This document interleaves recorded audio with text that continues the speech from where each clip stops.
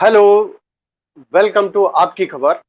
और जो legal issue पे हमारा जो डिस्कशन होगा आज, जो हम आपकी खबर के व्यूवर्स को बताने जा रहे हैं, उसमें सबसे बड़ी बात ये है कि सबसे जो बड़ा इशू आता है उसमें आता है पुलिस उत्पीड़न का। पुलिस जो लोगों की सहूलियत के लिए किया जा गया है कि उनको अगर कोई तकलीफ, किसी को कोई भी तकलीफ होती है, चाहे सुरक्षा की बात हो या अगर उनको कहीं से कोई प्रॉब्लम आ रही है, तो पुलिस से सपोर्ट ले सकता है। लेकिन होता क्या है कि कई बार पुलिस गलत ट्रैक पे चली जाती है और बेगुनाहों को परेशान करने लगती है, और पुलिस के पास में कोई शिकायत आती है तो पुलिस उसको इस तरीके से इस्तेमाल करती है जिससे जो एग्रीव्ड है, जो किसी भी तरीके से इन्वॉल्वमेंट जिसका केस में नहीं है, वो भी परेशान होने लगता है। एग्रीव्ड कोई भी हो सकता है। अगर पुलिस का रवैया सही नहीं रहता है तो जिसको आरोपी बनाया गया है वो भी एग्रीव्ड हो सकता है। अब ऐसे में करना क्या चाहिए? हमारे कई सारे ऐसे टॉपिक्स पे और कई बार ऐसे हमारे वीडियोस आए हुए हैं जिसमें ये बताया गया है, लीगल इश्यूज के बारे में बताया गया। कई बार हमारे पैनल में हाई कोर्ट, सुप्रीम कोर्ट और सेशन कोर्ट तक के एडवोकेट भी जुड़ते रहे, और हमारी जो रिसर्च आई है सामने, उसमें ये कहा गया है कि कानून लोगों की मदद के लिए है, किसी को परेशान करने के लिए नहीं है। इवन कि अगर किसी के खिलाफ एफआईआर भी दर्ज हो जाती है तो वहां भी पुलिस को इन्वेस्टिगेशन करना है, और जो व्यक्ति सही है, मतलब कुल मिला के बेगुनाह को तो कतई नहीं फंसाना है। होता क्या है, बहुत ही सही अधिकारी तक अगर ये बातें गई हैं तो वो विवेचना करता है, और अगर कोई बेगुनाह है तो उसको बरी कर देता है। लेकिन मोस्टली हो क्या रहा है, जिस तरीके से शिकायतें आ रही हैं, यहाँ तक कि आईपीएस तक के खिलाफ शिकायतें आई और उनके खिलाफ जो है जांचें भी चल रही है। उत्तर प्रदेश की अगर हम बात कर रहे हैं तो उसमें आईपीएस तक के खिलाफ है, उनके खिलाफ एफआईआर भी दर्ज की गई। इसका मतलब जो पावर्स उनको दिए गए उसका मिसयूज पुलिस के द्वारा किया गया। अब ऐसे में करना क्या चाहिए? एक एग्जाम्पल को लेके इसको शुरू करते हैं, और इस बीच में अगर आपकी खबर के कोई भी व्यूवर्स अपना सवाल करना चाहे तो वो कर सकते हैं, और मेरी कोशिश ये होगी कि जो कुछ मैंने जाना है, समझा है, पढ़ा है, लीगल एक्सपर्ट से राय ली है, हाई कोर्ट, सुप्रीम कोर्ट्स की रूलिंग्स देखी है, उसको समझने का प्रयास किया है, वह आपकी खबर के दर्शकों तक सामने आ सके। आज एक एग्जाम्पल ये लेते हैं कि मान लीजिए आपके खिलाफ कोई व्यक्ति आपसे जो द्वेष रखता है, आपको जो परेशान करना चाहता है, वह शिकायत करता है पुलिस में। अब इसके बाद क्या होता है? पुलिस या तो पहुंचती है उसके पास में। मेन चीज ये होती है कि पुलिस में दो तरीके से लोग शिकायत करते हैं। एक तो कंप्लेंट फाइल करते हैं, और पुलिस उसकी सत्यता को जांचने के लिए कई बार जो है लोगों को बुलाती है, जो उसमें एक्यूज्ड होते हैं, जिनके खिलाफ आरोप लगाया जाता है, उनको बुलाती है समझने के लिए कि आपके खिलाफ ये आरोप लगे हैं, आपका क्या कहना है। ये ठीक है, इसमें कहीं कोई प्रॉब्लम भी नहीं है। कई बार कई व्यक्तियों के खिलाफ एफआईआर भी दर्ज हो जाती है, कई बार गलत कंटेंट के आधार पे दर्ज हो जाती है, कई बार मैलिशियस और फैब्रिकेटेड डिजाइंड करके एप्लीकेशन जो है तैयार की जाती है कि किस तरीके से जो विपक्षी है उसको परेशान किया जाए। और ऐसे में जो शातिर लोग हैं वह कानून का जम के मजाक उड़ाते हैं, और पुलिस उसमें चाहे अनचाहे, चाहते हुए, नोइंगली अननोइंगली, कभी कभी टूल के रूप में इस्तेमाल होती रहती है। ये मिसयूज ऑफ लॉ है और एब्यूज ऑफ पावर्स है, अगर पुलिस किसी तरीके से गलत किसी को परेशान करती है तो। अब करना क्या है, यहाँ रेमेडी क्या है? क्योंकि जो कुछ भी आपके सामने आते हैं लोग, आपको बताया जाता है उसमें यही है कि आपके खिलाफ हो गई तो आप जाके जो है बेल कराएं, और उसके बाद एंटीसिपेटरी बेल ले लें, और जाके जिस संबंधित कोर्ट से है वहां पे बेल करा लें। ये सब इतना आसान नहीं होता है, आप समझिए इस बात को। कानून में प्रोवाइडेड है, लेकिन जैसे ही ये अफेंसेस जो होते हैं वो दो तरीके से होते हैं, कॉग्निजेबल होते हैं और नॉन कॉग्निजेबल होते हैं। बेल जब आप कराने जाते हैं तो इतना आसान नहीं होता है। कॉग्निजेबल ऑफेंस में तो कई बार होता है कि आसानी से बेल मिल जाती है, लेकिन कितना हैरेसमेंट होता है। जो बेगुनाह है वो बिना चाहते हुए जाके कटघरे में खड़ा होता है और उसको बेल करानी पड़ती है। समाज में जो है उसकी स्थिति खराब होती है। इसका कौन जिम्मेदार? एक झूठी शिकायत करके किसी ने अगर आपको परेशान करने के लिए झूठी शिकायत कर दी और उसके बाद में पुलिस आपको बुलाने लगी, पुलिस उत्पीड़न करने लगी। पुलिस अगर आपको बुलाती है, आपसे पूछती है, तो ये गलत नहीं है, पुलिस का अधिकार है। अगर उसके पास में शिकायत आई है तो वह जांच कर सकता है, आपसे पूछ सकता है। लेकिन अगर पुलिस इसी में दबाव डालने लगे आपके ऊपर में और मिसयूज करने लगे अपने पावर्स का, तो ये सरासर गलत है। इसका मतलब वो अपनी ड्यूटी नहीं निभा रहे हैं, वो एक पार्टी से मिलके एक पार्टी के रूप में काम कर रहे हैं। अब ऐसे में आपको करना ये है कि अगर आपकी जानकारी में आता है कि किसी ने आपके खिलाफ जबरदस्ती की झूठी कंप्लेंट फाइल की है, झूठी एफआईआर दर्ज की है, तो आपको तो सबसे पहले जानकारी प्राप्त होनी चाहिए कि आपके खिलाफ जो आरोप लगाए गए हैं वो हैं क्या, और जो भी आरोप लगाए गए हैं उसमें कंटेंट क्या दिए गए हैं। और आपकी जिम्मेदारी बनती है कि पहले तो उस एप्लीकेशन को आप प्राप्त करें। आपको अगर लगता है, आप सीधे जो है जो भी जांच कर रहा है उससे आप मांग सकते हैं कि आपके खिलाफ में क्या-क्या आरोप लगे हैं, उसकी आप कॉपी मांग सकते हैं, ये आपका अधिकार भी है। दूसरा, आप किसी अपने एडवोकेट के थ्रू आप मँगा सकते हैं। लेकिन कुल मिला के कानून के सामने आपको अपना पक्ष रखना है, ये आपकी नैतिक और कानूनी रूप से आपकी ज़िम्मेदारी बनती है। अगर आपके खिलाफ शिकायत हुई है या एफआईआर दर्ज की गई है, मतलब पुलिस कहीं से अगर एक्शन में आई है तो आपकी जवाबदेही बनती है, उससे आप बच नहीं सकते। चाहे आप सही हो या गलत हो, लेकिन आपको जवाब देना, क्योंकि अगर आप सही हैं, जब तक आप जवाब नहीं देंगे तब तक ये कैसे क्लियर होगा, पुलिस को भी कैसे क्लियर होगा, उसके पास में कौन-सा टूल है? आपसे ही तो पूछ के आपके जो सफाई है उसको जो आप पेश करेंगे वही तो सामने आ सकता है। अब आपको करना क्या है कि सबसे पहले जैसे ही आपको कंटेंट पता चलते हैं, आपके खिलाफ आपको आरोप पता चलते हैं, उन आरोपों का बिंदुवार जवाब आपको देना है। और हमारे साथ में एक हमारे साथ में केसी जैन जी जुड़ चुके हैं। केसी जैन जी, आपकी खबर में आपका बहुत-बहुत स्वागत है। और इस समय जो हमारी डिस्कशन आपकी खबर के व्यूअर्स को जो हम बता रहे हैं कि अगर मैलिशियस कंप्लेंट या एफआईआर किसी के खिलाफ फाइल की गई है तो उसके पास में रेमेडी क्या बचती है। तो अभी मैं आपकी खबर के दर्शकों को बता रहा था और यहाँ हम बताना चाहते हैं, व्यूअर्स को बताना चाहते हैं कि केसी जैन जी ये एडवोकेट हैं और क्रिमिनल लॉयर बहुत अच्छे, इनको सारे जो प्रैक्टिसेस हैं, जो प्रोसेस हैं, ये बहुत ही कायदे से आपको बता सकते हैं। तो जैन साहब, आपका एक बार फिर से स्वागत है। और ये धन्यवाद। आपकी खबर के व्यूअर्स को ये बहुत ही आसान हो जाएगा जब आप अपनी लैंग्वेज में आप बताएंगे कि किसी के खिलाफ अगर कोई शिकायत हो जाती है या एफआईआर दर्ज हो जाती है, चाहे वो सही है या गलत है, मेरा जो आज पॉइंट ऑफ व्यू है, जो आपकी खबर जो लोगों को इंफॉर्मेशन प्रोवाइड कर रहा है, जो लोगों को अवेयर कर रहा है, जानकारी दे रहा है, उसमें सीधा सा मतलब ये है कि जो प्रोसेस ऑफ लॉ है वो क्या है। तो मैंने अभी यही बताया था कि अगर आपके खिलाफ कोई भी शिकायत आती है, पुलिस आपको बुलाती है, पुलिस आपसे पूछना चाहती है कि आखिर में आपके खिलाफ ये आरोप लगे हैं, तो मैंने यही बताया कि आपको सबसे पहले तो जानकारी यही चाहिए कि आपके खिलाफ जो आरोप लगे उसमें कंटेंट क्या है। तो सबसे पहले तो आप उस कॉपी को प्राप्त करें जिसमें आपके खिलाफ एफआईआर दर्ज कराई गई है। अब चूंकि आप जुड़ चुके हैं, आप एडवोकेट हैं, तो मेरा बोलना अब ज्यादा उचित नहीं है। अब आपका बोलना, यहाँ से आपका प्रोसेस शुरू होता है कि अब आप बताएं कि किस तरीके से अगर किसी को गलत भी कोई फंसा रहा है तो उसके पास में रेमेडी क्या बचती है और वो क्या कर सकता है, उसको क्या करना क्या चाहिए। जी देखिए जैन साहब। राजीव, जो एफआईआर है, एफआईआर एक तो दो तरीके से होती है थाने पर। एक तो ये कि एनसीआर में दर्ज करते हैं और आपकी सूचना को, दूसरा एफआईआर के रूप में होता है।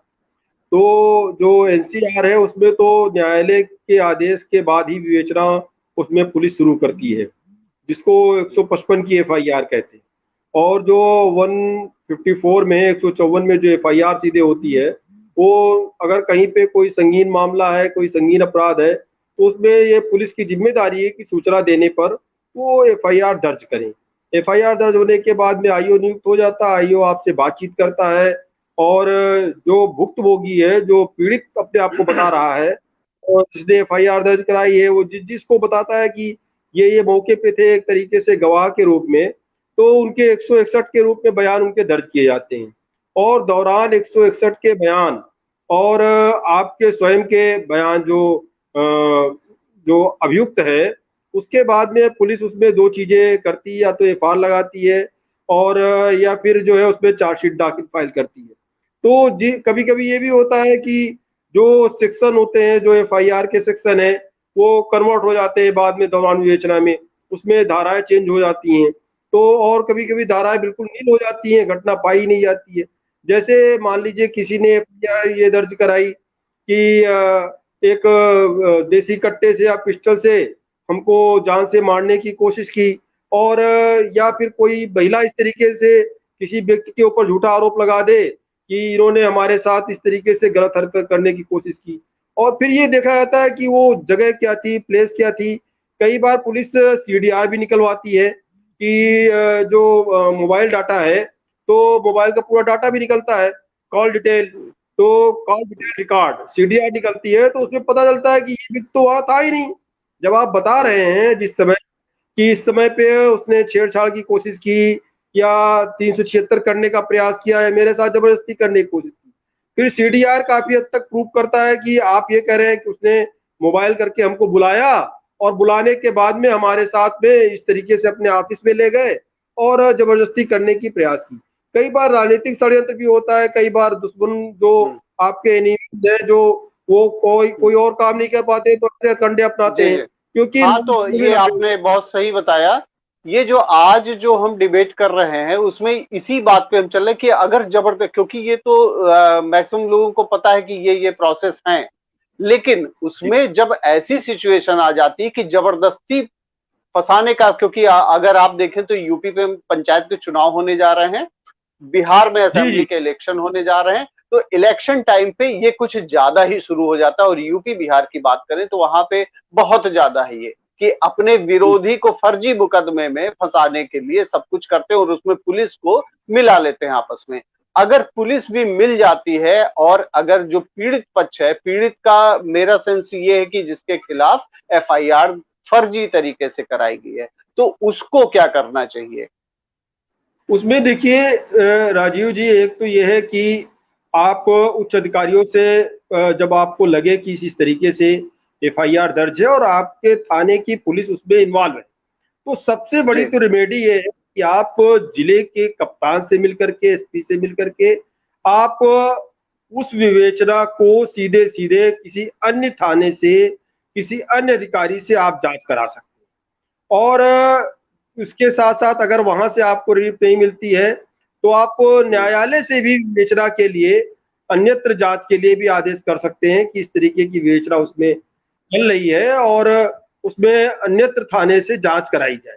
तो उसमें अगर हम्म। आपका, अगर जिले का अधिकारी भी नहीं सुन रहा है मान लीजिए, तो आप डीजीपी ऑफिस में आप उसके लिए कंप्लेन कर सकते हैं। तो ऐसे में सबसे बड़ी हम्म। राहत तो ये मिल जाती है दौरान विवेचना, कि अगर वो हम्म। फर्जी विवेचना है, तो जो अधिकारी मिला है जिसने पैसा ले लिया है, या जो उसका रिश्तेदार है, वो चलिए गड़बड़ करेगा, तो ऐसे में आप दूसरे थाने से, दूसरे पुलिस अधिकारियों से भी विवेचना करा सकते हैं। और इसका आदेश हम्म। आप जिले के कप्तान से मिलकर के, डीजीपी से मिलकर के भी आप करा सकते हैं।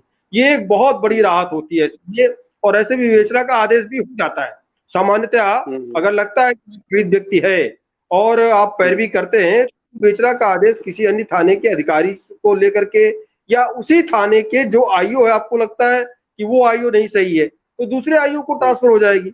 और ये बहुत बड़ी रेमेडी होती है। जब दूसरा आईओ जांच करेगा तो जाहिर सी बात है, वो अलग थाने का हो सकता है या दूसरा हो सकता है, हम्म। तो वो जब पीड़ित से जब वो अपोजिट पक्ष से नहीं मिला हुआ है, तो जिसके खिलाफ झूठी एफआईआर दर्ज हुई है, उसमें काफी हम्म। की चीज उसको राहत मिलती है। दूसरी बात यह हम्म। है कि वहां से मान लीजिए कि एफआईआर दर्ज होने के बाद और हम्म। उसमें फर्जी तरीके से आप ये सब काम मान लीजिए नहीं करा पाते हैं, जांच चेंज नहीं होती है, फर्जी तरीके से चार्जशीट वहां पर आ ही जाती है कोर्ट में, तो कोर्ट में के बाद में आप चार्ज के समय में, जिस समय चार्ज बन रहा है, जिस समय आपके ऊपर चार्ज फ्रेम है, चार्जशीट के बाद फिर कोर्ट में बहस के दौरान फिर चार्ज बनते हैं। ऐसा नहीं है कि सीधे सीधे जो है उन्हीं सेक्शन में आपका मुकदमा चलने लगेगा। तो न्यायालय में अपने अधिवक्ता के माध्यम से आप ये निवेदन कर सकते हैं कि चार्ज के समय पे वो पूरी बात न्यायालय के समझ में रखें, जस्टिस महोदय के समय पूरी बात करके वो, अगर आपके पास कोई एविडेंस है, मान लीजिए कि आप कहीं से ट्रेवल कर रहे हैं या आपके पास फ्लाइट की टिकट है और बोर्डिंग आपने पास किया बाकायदा, आपके पास दोनों रिसीविंग है, इस समय आपने जिस में बैठे हैं दूसरी जगह पे गए हैं, दूसरी जगह के आपके पास मोबाइल की सारी लोकेशंस हैं और आपने जिन लोगों से मिला है, हम आपसे मान लीजिए बात कर रहे हैं, इस तरीके से अगर कोई आपके पास वीडियो कॉन्फ्रेंसिंग है या कोई बातचीत है, तो ये आप एविडेंस रख कर कि मैं वहां पर मौजूद जब नहीं था, वहां पर उपस्थिति हमारी नहीं थी, इस तरीके के पास आपके एविडेंस है, ये सारे एविडेंस रख करके चार्ज बनते समय आप अगर ये चीजें रखते हैं तो आपको न्यायालय सीधे डिस्चार्ज कर देता है। दूसरा ये है कि इसके भी, ये तो हो गया कि आपके कोर्ट में ही, जिस कोर्ट में आपका मुकदमा है उसको लेकर के, इसके पहले आप, आपके खिलाफ एफआईआर दर्ज हो गई है, एक बड़ी राहत आपको सीधे उच्च न्यायालय देता है।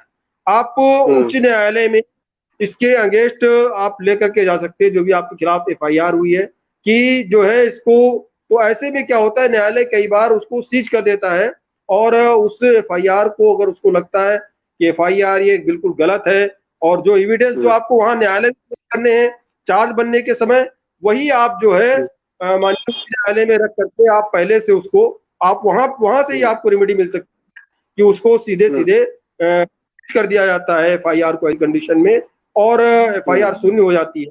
और या फिर आपको न्यायालय ये भी आदेश दे सकता है कि नहीं आप बेल करा लीजिए और फिर इसमें ये स्थिति नहीं है कि आपको इसमें जो आपके खिलाफ एफआईआर इसको निरस्त किया जाए। तो ऐसे में उच्च न्यायालय भी आप करता है, और पहले तो हो गया कि जिले के कप्तान के माध्यम से, कप्तान के बाद फिर डीजीपी के माध्यम से, उसके बाद में फिर उच्च न्यायालय के माध्यम से, उच्च न्यायालय के बाद फिर आप जो जो कोर्ट है आपका, जो जिस कोर्ट में आप पेश हो रहे हैं, जहां पे आपको बेल करानी है, आप अपने जिले की कोर्ट में फिर वहां पर आप सेशन में जा करके, या जहां पर आपके खिलाफ, जहां पे भी चार्ज आपके खिलाफ बन रहे हैं, वहां पे भी आपको अपने अधिवक्ता के माध्यम से रिलीफ पा सकते हैं कि वहां पे ही आप डिस्चार्ज हो जाए। नहीं डिस्चार्ज होंगे तो जो धाराएं भी वहां पर तनवीर हो सकती है, चेंज हो सकती है, धाराओं में परिवर्तन हो सकता है, कम या ज्यादा उसमें धारा है। तो ये कई सारे रास्ते हैं, अच्छे रास्ते शुरू से लेकर के, आप अगर शुरू से लेके आखिर तक आप सब जगह पे पैरवी करते हैं अपने अधिवक्ता के माध्यम से आप स्वयं, तो कहीं ना कहीं अगर झूठा मुकदमा है, फर्जी आपको फंसाया जा रहा है, तो आप जरूर मिलेगी।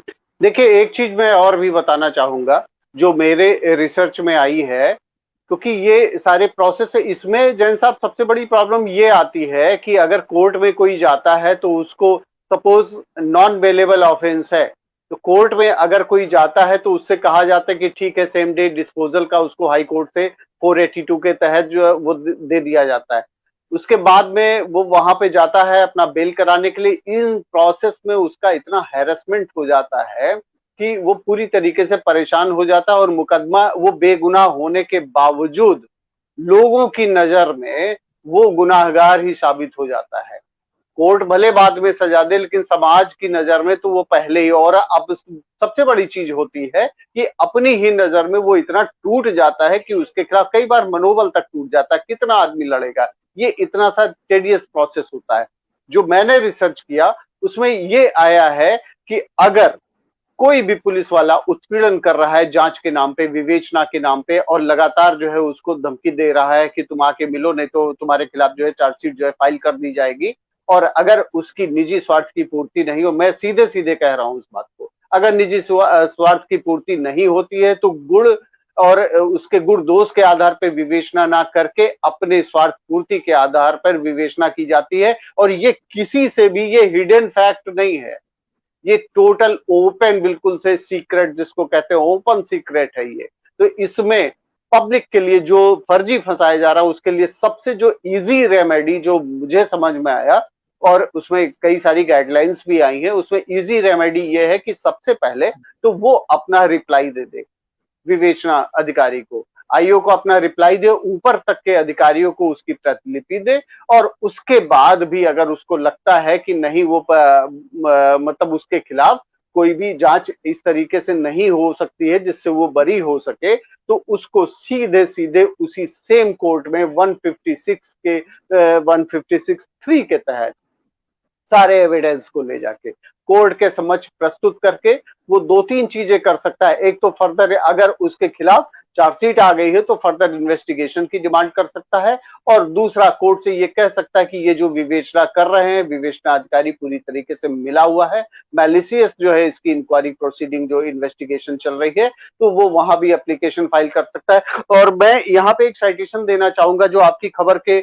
जो व्यूअर्स हैं तो उनको मैं बताना चाहूंगा कि सुप्रीम कोर्ट ने एक बहुत ही महत्वपूर्ण जो है निर्णय दिया है, और उसमें यह state of Bihar versus JAC Saldanha SCCAIR page number 19 पर है। ये इसमें यह कहा गया है कि पुलिस ने अगर चार्जशीट भी फाइल कर दी है 173(8) के तहत, उसने अगर अपनी रिपोर्ट फाइनल रिपोर्ट हो चार्जशीट हो अगर उसने फाइल कर दी है, उसके बावजूद अगर जिस व्यक्ति जो अपने को कह रहा बेगुनाह है वो जाके वहां एक्यूज्ड अपना कोर्ट में फाइल कर सकता है, और ये फर्दर इन्वेस्टिगेशन के लिए भी मामला जा सकता है। और अगर उस पे भी सबसे बड़ी रेमेडी ये है कि जो पुलिस वाला उसको परेशान कर रहा था उसको और जिसने फर्जी तरीके से FIR कराई, दोनों को नॉमिनेट करना चाहिए। ये जो मैंने समझा है, बाकी इस चीज को क्लैरिफाई आप कर दें। जी जी जी, देखिए आपने काफी कुछ जो एक तरीके से जो आपको पीड़ित कर रहे हैं और जो अपने आप जो पक्षकार हैं, पक्षकारों ने अगर फर्जी तरीके से उसमें FIR दर्ज करा करके और चार्जशीट दाखिल करने के प्रयास किया है, और उसमें अगर ये पाया जाता है कि झूठा मुकदमा, तो उनके खिलाफ भी मुकदमा हो सकता है। ऐसी बिल्कुल कंडीशन सही में बात। उनके पहली बात तो बनता है, और उनके खिलाफ झूठी गवाही देने का या षड्यंत्र करने का भी मुकदमा उनके खिलाफ आप न्यायालय के आदेश से उसी FIR के अगेंस्ट में करा सकते हैं। और दूसरी जी। बात ये है कि जो जो बात आपने बताई कि मान लीजिए कि उच्च न्यायालय आपको आदेश आप जाइए और बेल करा लीजिए, और इसमें यहाँ से रिलीफ आपको और इससे अतिरिक्त नहीं मिल सकती है। तो जो हमने आपको बात बताई चार्ज बनने की बात जो बताई हमने आपको, कि चार्ज बनने के समय ये उस बेल कराने के बाद की बात आती है। पहले बेल हो जाती है, तो उसके बाद में फिर चार्ज बनने की बात आती है। जब आपका मुकदमा गवाही पे या एविडेंस पे आता है, तो जब चार्ज बनते हैं, चार्ज के समय आपको एक अवसर, बड़ा अवसर मिलता है कि चार्ज बने या डिस्चार्ज हो।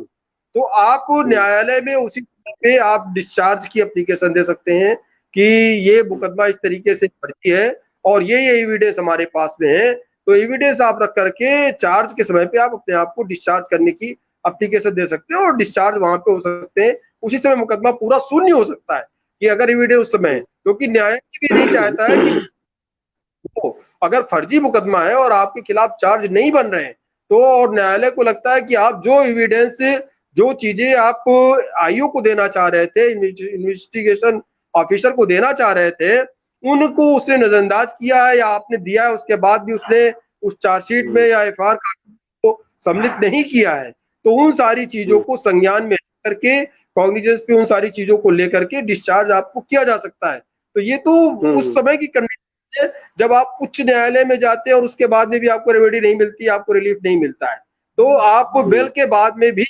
आपको डिस्चार्ज होने का एक बड़ा अवसर वहां पे मिलता है।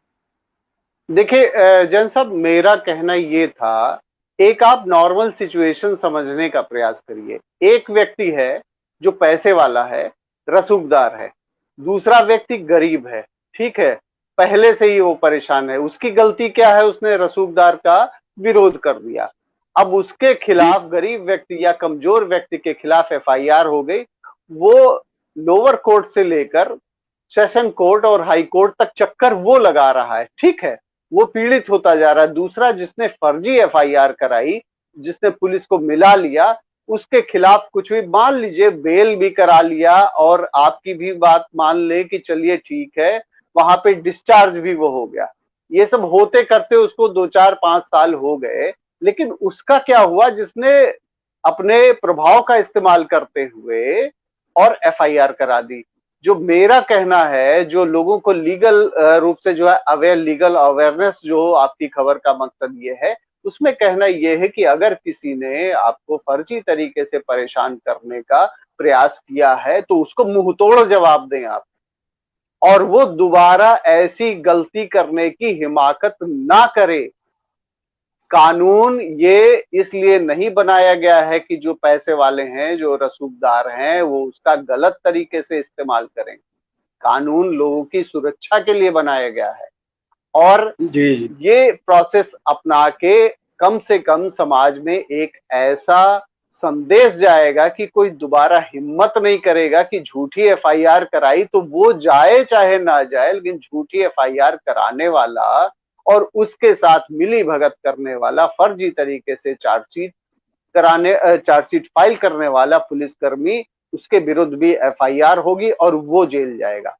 तो समाज में फिर एक अवेयरनेस आएगी, और पुलिस का काम जो सही मायने में जिस लिए बनाया गया है पुलिस, वो काम करेगी, ना कि फर्जी मुकदमे कराने वालों के वो जो है मुकदमे पे मुकदमे बढ़ते जा रहे हैं।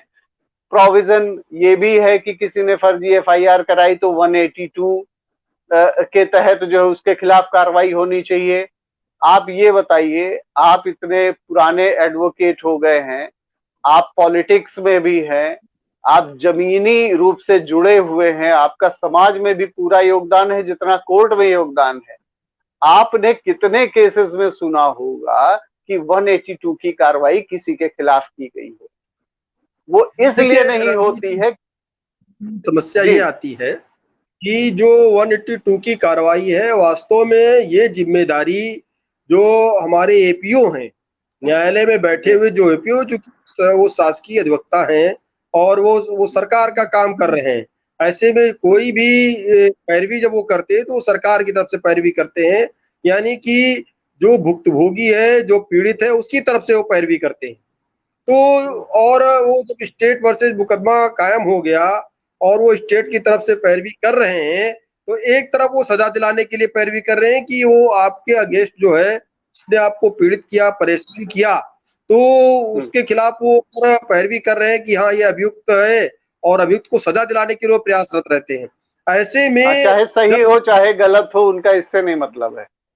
लेकिन लेकिन जब कंडीशन ये आ जाती है, जब न्यायालय उसको बाइज्जत बरी कर देता है और एविडेंस के आधार पर, गवाहों के आधार पर ये पाया जाता है कि जो मुकदमा लिखाया गया वो फर्जी है, ऐसे में एपीओ की जिम्मेदारी बनती है कि उसी एफआईआर के अगेंस्ट जाकर के वो वहां पर न्यायालय से ही, उसका आदेश सीधे न्यायालय से होता है, उसके लिए कहीं से आपको एफआईआर नहीं दर्ज करानी है, न्यायालय में एक एप्लीकेशन दे करके मात्र उसी न्यायालय में कि चूंकि ये एविडेंस थे और इन लोगों ने एविडेंस दिया, इन लोगों ने गवाही दी, गवाही में पाया गया कि मुकदमा फर्जी था, तो जिसने मुकदमा फर्जी लिखाया है उसके खिलाफ अब एक्शन होना चाहिए 82 के अंतर्गत जो आप बता रहे हैं। तो ये तो जिम्मेदारी एपीओ की है, और एपीओ इस तरीके की जो एपीओ का काम है, क्योंकि जितने भी लायर्स हैं वो तो देखिए उनके पास तो पीड़ित ही जाता है, और जब पीड़ित जाता है तो पीड़ित को वो जो है, पीड़ित मतलब अभियुक्त, तो वो अभियुक्त को बचाने का प्रयास कर, उनका जो लायर है, तो अभियुक्त को बचाने का प्रयास कर रहे हैं वो तो, और ऐसे में वो अभियुक्त छूट गया, उनके लिए वही सबसे बड़ी रेमेडी है, वही सबसे बड़ा सबसे बड़ी है। अभी छूट गया, मामला वहां पे खत्म हो गया।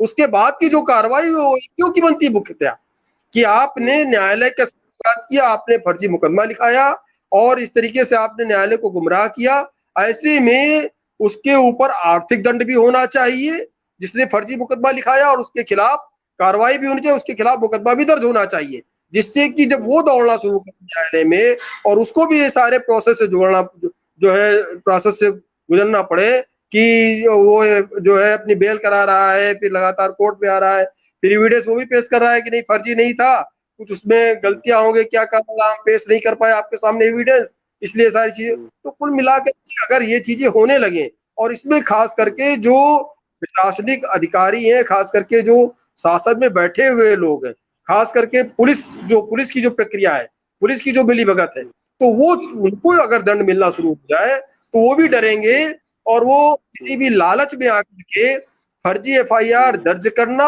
या उसके बाद में फर्जी तरीके से उसमें चार्जशीट दाखिल करना, इससे फिर वो बचेंगे। अगर एक तो उसमें कहते नहीं है कि हांडी का एक चावल देखा जाता है, तो वैसे ही अगर एक को सजा मिल जाएगी तो उससे एक संदेश जाएगा, और जितने भी इस तरीके के भ्रष्ट, मैं सीधे सीधे कहता हूं, जो भ्रष्ट पुलिसकर्मी है उनके ऊपर एक बड़ा तमाचा होगा और फिर इस तरीके के कुकृत्य करते हुए बचेंगे उससे। तो ये जरूरी है, लेकिन ये काम एपीओ का है। वहां पे बैठे हुए जो कोर्ट में जो एपीओ बैठे हुए हैं हमारे, ये उनकी जिम्मेदारी मुख्यतः है।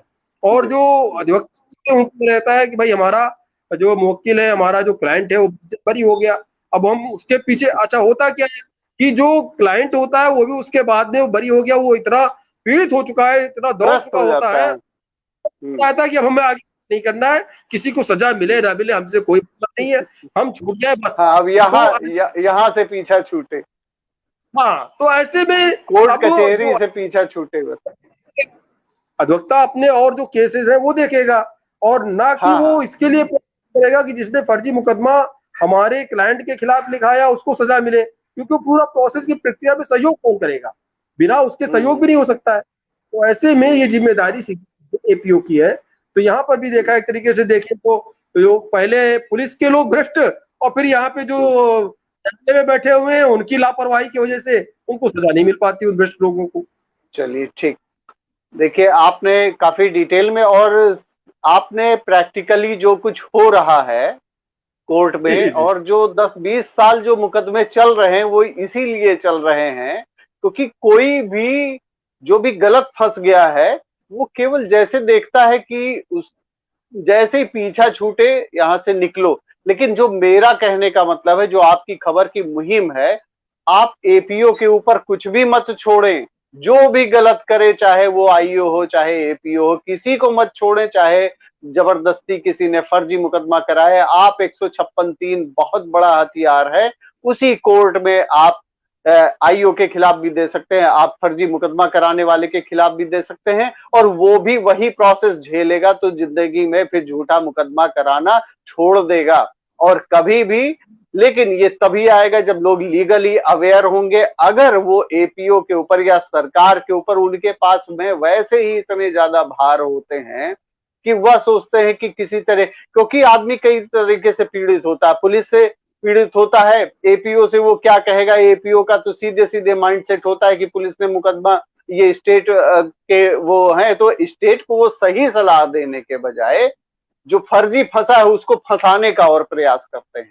किसी भी केस में कभी ऐसा नहीं रहा कि उन्होंने सही सलाह दी हो कि नहीं, ये गलत इन्वेस्टिगेशन आपने किया है। तो जब तक ये नहीं होगा, पब्लिक खुद अवेयर हो, खुद पढ़े 156(3), मैं बार बार बता रहा हूं इसकी डेफिनेशन, बार बार पब्लिक पढ़े। आजकल गूगल पे लोग सर्च करते हैं, क्या क्या नहीं सर्च कर लेते हैं। तो अगर इतनी जानकारी हो सकती है तो 10 साल झेलने क्यों जाएंगे। आप इमीडिएट फाइल करिए, इमीडिएट फाइल करिए, और देखिए जल्दी से जल्दी मुकदमा आपका छूटता है। और दूसरी चीज, मुकदमा तो छूटेगा ही। मेरा दावा इस बात का है कि जो फर्जी मुकदमा कराने वाले हैं उनकी आदत भी छूटेगी, जिंदगी में वो भूल जाएंगे किसी के खिलाफ मुकदमा कराना। और जो रसूखदार और पावर वाले लोग हैं, पैसे का दुरुपयोग करते हैं, वो अपनी आदतों में सुधार लाएंगे। और जो करप्ट पुलिसमैन हैं वो भी सुधर जाएंगे, क्योंकि उनको भी नौकरी करनी है। और सीधी सी बात है, सीआरपीसी में, पुलिस एक्ट में कहीं भी इस तरीके से व्यवस्था नहीं है कि वह अपने निजी स्वार्थ के चलते जो है गुण दोष के आधार पे विवेचना न करके अपने निजी स्वार्थ के आधार पर विवेचना करें। जैन साहब, आपका बहुत बहुत धन्यवाद। कम से कम आपने आपकी खबर के व्यूअर्स को सारी डिटेल्स में बातें बताई, प्रैक्टिकली आपने बताया। जी, एक चीज और है कि फर्जी मुकदमा तो दर्ज हो जाता है, लेकिन जिसको आप बता रहे हैं वो अगर स्वयं पीड़ित है और वो जा रहा है मुकदमा दर्ज कराने, तो उसका मुकदमा ना तो क्रॉस मुकदमा है और ना तो सही मुकदमा है। तो ये भी एक समस्या है, बहुत बड़ी समस्या है। ये बहुत बड़ी समस्या कि अगर आपके पास में अप्रोच नहीं है, आपकी कोई सुनने वाला नहीं, तो आपके पास में अल्टीमेटली कोर्ट ही बचता है। अब कोर्ट में आप जाते कैसे, ये आपके ऊपर है। पीड़ित के पास समस्या ये है कि फर्जी मुकदमा तो लिख गया उसके खिलाफ, और उसका जो सही मुकदमा जो दौड़ रहा था थाने में कि मेरा मुकदमा लिखा है, उसका दर्ज नहीं हुआ। और उल्टे तो उसके जैन ऊपर साहब ही एक बात बताइए, जैन साहब एक बात बताइए, जब फर्जी मुकदमे में उसको दौड़ाया जा रहा है, जब वो कोर्ट पे पैरवी करने जा ही रहा है, बार बार अपीयर हो रहा है, तो एक एप्लीकेशन देने में उसको क्या हर्ज है? बिल्कुल कम से बिल्कुल कम सही दूसरा बात। पक्ष भी जवाब दे। और कोर्ट के पास तो सारे एविडेंस आ जाएंगे, तो वो पूरी तरीके से फ्री है, जो सही होगा गलत होगा चाहे जो पक्ष हो उसके पक्ष में न्याय कर आपको देगा। अभियान जो आपने एक चलाया है बहुत अच्छा प्रयास है आपका, बहुत बहुत साधुवाद आपके लिए। आपको इस तरीके की जानकारियां जो अपने व्यूअर्स को आप दे रहे हैं और एक नए तरीके का अभियान आप चला रहे हैं, इसके लिए आपको बहुत बहुत साधुवाद, बहुत बहुत धन्यवाद आपको। और बधाई कि आपका ये पोर्टल के माध्यम से लोगों को इसी तरीके से अच्छी अच्छी जानकारियां मिलती रहे।